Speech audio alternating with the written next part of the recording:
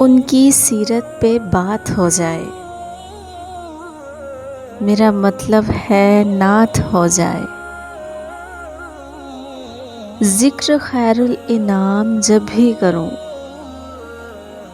मेरे हर दुख को मात हो जाए। देख लूं फिर से गुंबदे खिज़रा,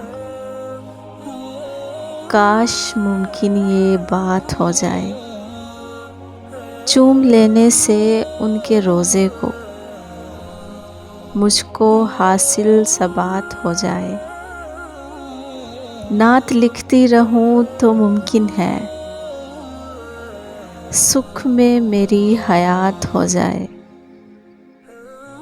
आज है उनके ज़िक्र की महफ़िल, आज दुख से निजात हो जाए।